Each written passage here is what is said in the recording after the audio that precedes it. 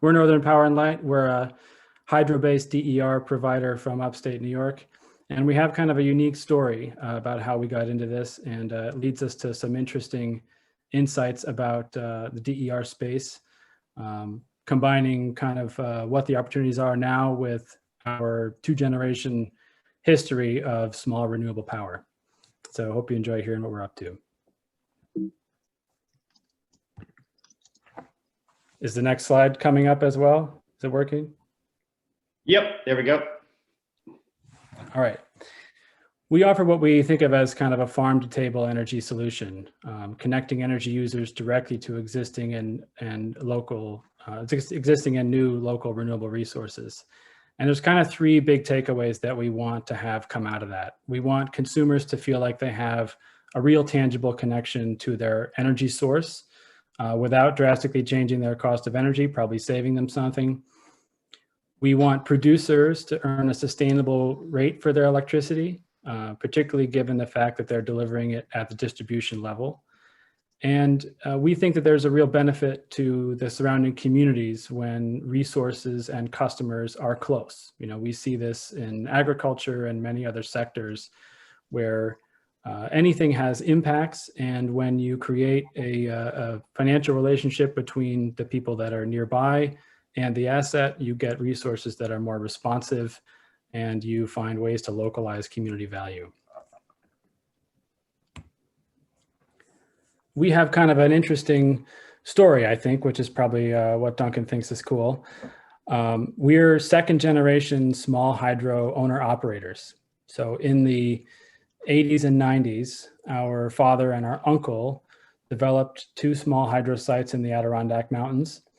At that time, there was a Jimmy Carter program which was trying to address the energy crisis by encouraging small-scale renewable development. Basically, if you could capture a renewable resource that was being wasted, which is the case with many closed down small hydro facilities and many unpowered dams, they required the utility to purchase your electricity at their avoided delivered cost.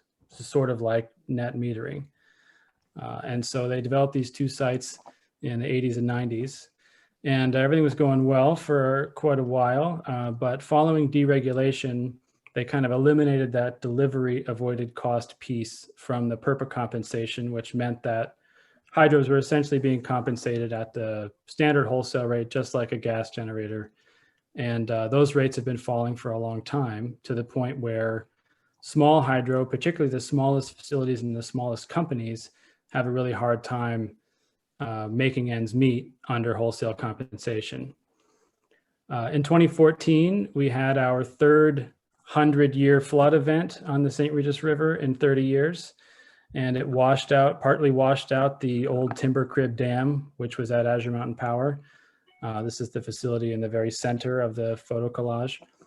And that was kind of an all hands on deck family effort where we, dropped whatever else we were doing and went to the plant and we rebuilt the dam. This is the upper right picture. Over the course of a few months, we built a new Timber Crib Dam, 18 feet high, 24 feet wide, and 110 feet long.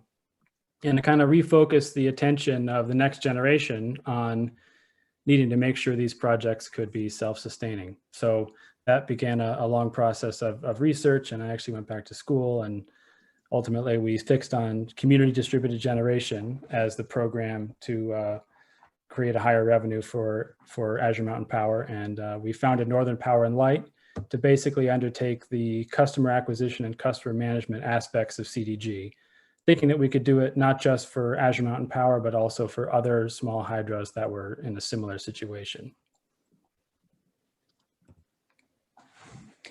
What we do, and I know there are some people on this call who will be familiar with how community distributed generation works. We have kind of a unique approach to it that essentially puts us at the center of the relationship. We're kind of the party that talks to all the other parties and makes things happen. So we have direct relationships with generators, with the utility, and with consumers. So we use the CDG program to deliver value from generators to consumers' energy bills. We bill the consumers and we pay the generators, and we do all the coordinating with the utility for the interconnection of these DER projects and for the delivery of the credits. So it's a little bit different from solar, and I'm happy to talk more about how we do that if anybody has questions about it. But the ultimate goal is a cleaner, more resilient, more trusted, more equitable power grid where people are invested in their resources and resources are invested in their communities. When we started out to do this, when we fixed on CDG as really the primary way that we could get, a higher revenue for the power plant, it really seemed like a grind. It really seemed like something that was going to be really difficult to do, and we'd never considered retail before. So it was very intimidating, but we've learned a lot since we've been doing it. And in particular, what's been borne in upon us, Ethan and I, is that customers are really the crux of all the climate solutions. Getting individual people, individual citizens, individual ratepayers invested in the clean energy transition is what will drive change. And CDG is an important way of doing that because it gives people a connection to a resource that is close to them. And that kind of connection is uniquely credible. People struggle with energy choices because energy is a complicated product and it's complicated to understand. And a lot of people just don't have the patience for that, or don't have the faith in the options that they see. So a local option is uniquely potent in that way. Ethan, I'm kind of running through here. Do you want to add anything about this or about the story? No, sounds good. I'm enjoying the show for now. I'll chime in if I feel like you're missing something. I know you will.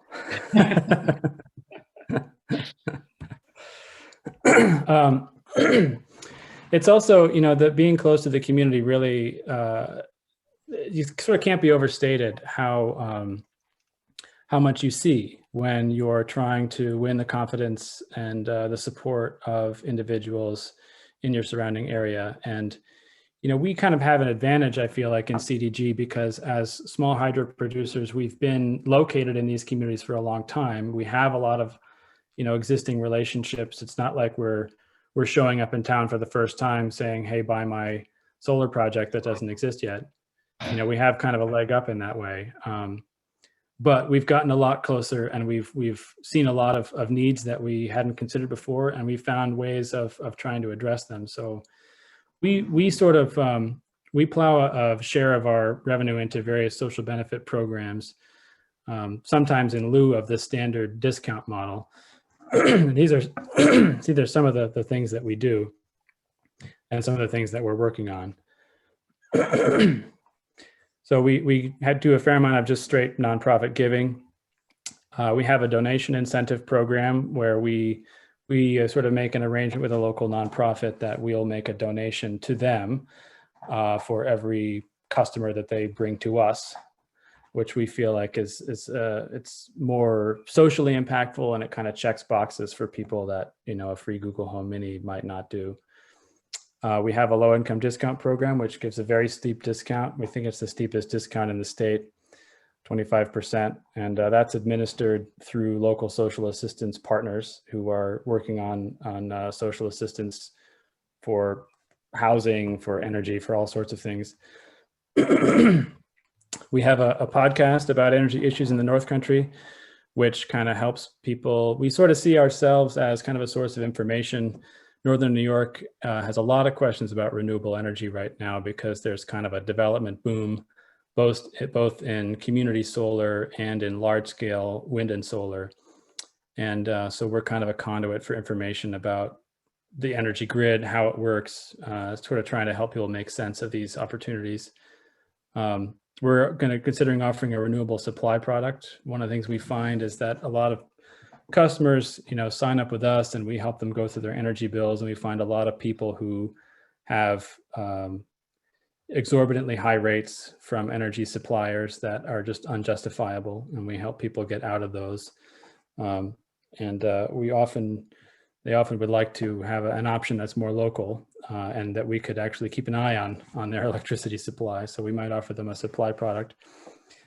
Heat pump incentives and EV charging incentives just seem like a real natural for us. We already have a billing relationship with people, so we can help people with discounts and with financing. And beneficial electrification increases the customer's value to us because it grows their load, which means that they use more power. I want to quickly interrupt before the next slide. It seems like some people got hung up on the PURPA contracts, which are, just for the record, completely, they're expired. They were sort of what people in our hydro colleagues were sort of relying on, and it sort of guaranteed a decent price for our kilowatt hour. And since those have gone extinct, so to speak,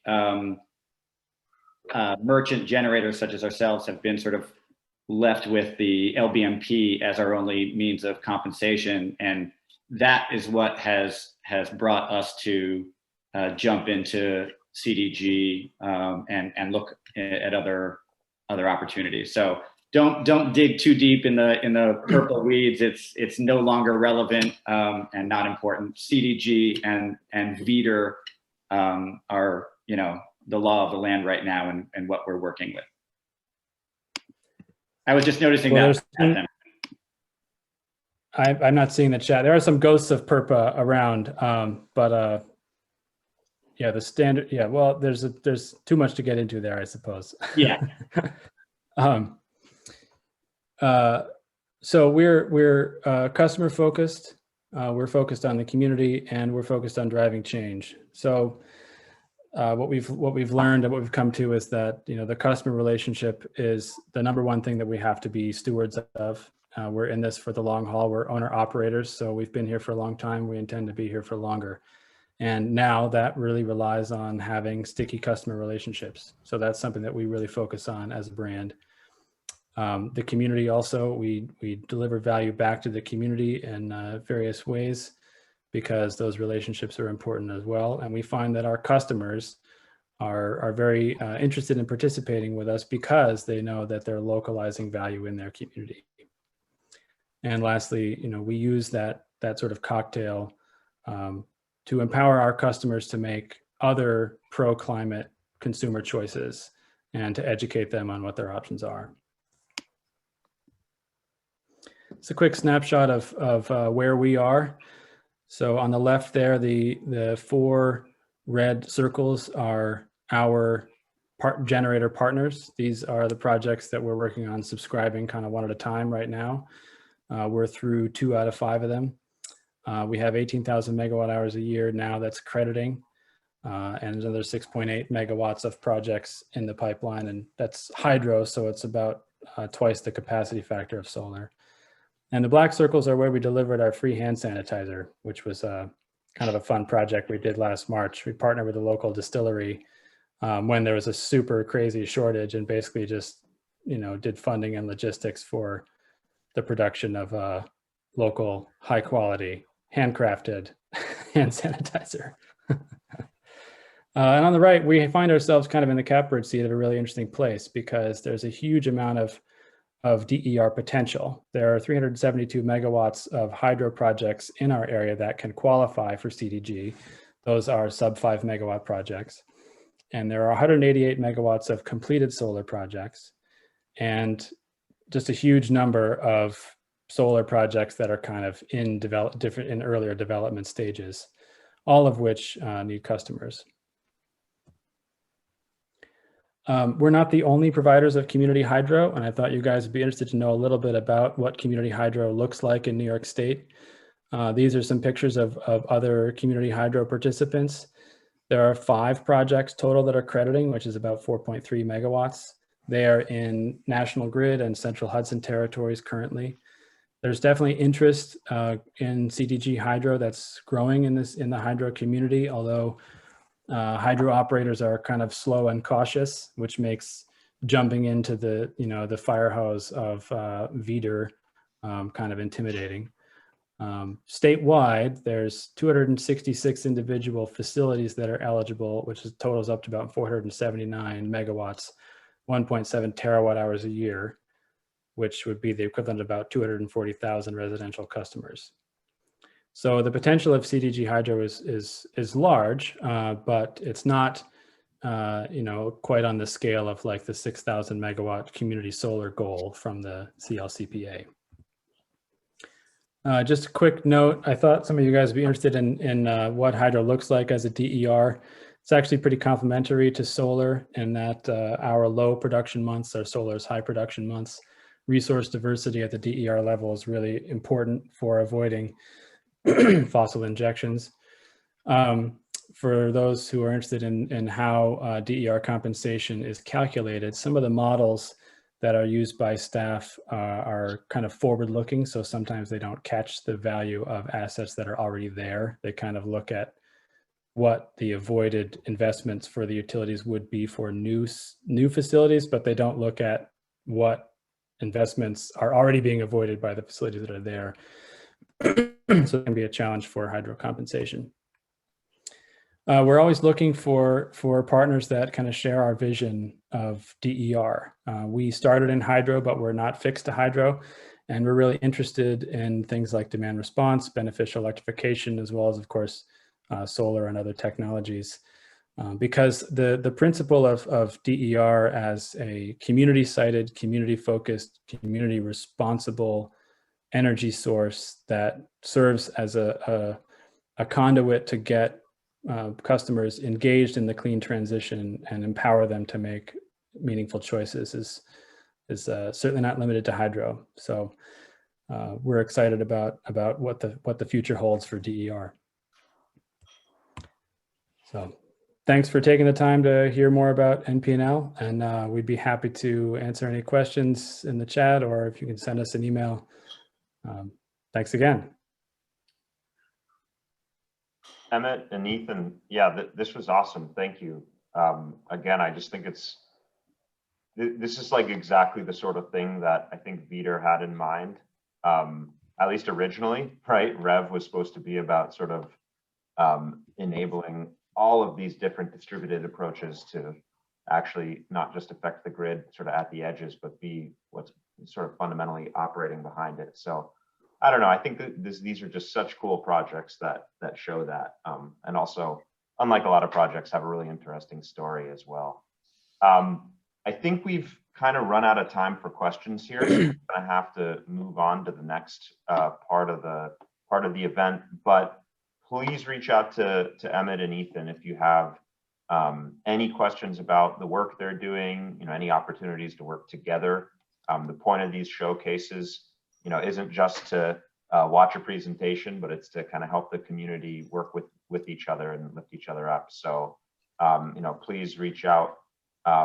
They have the best way to connect with them right here. And then we're going to post this video and slides, on the website. So if you also take it to Slack, Duncan, if you want to just start a conversation there. Totally. Yeah. Great. Cool. I would just thank you guys for the opportunity and wanted to also reach out to those of you in community solar. We're looking to engage with community solar partners and also expand our coverage around New York State and get some projects in Con Ed and Hudson Valley and things like that. So anybody interested in reaching out, please do.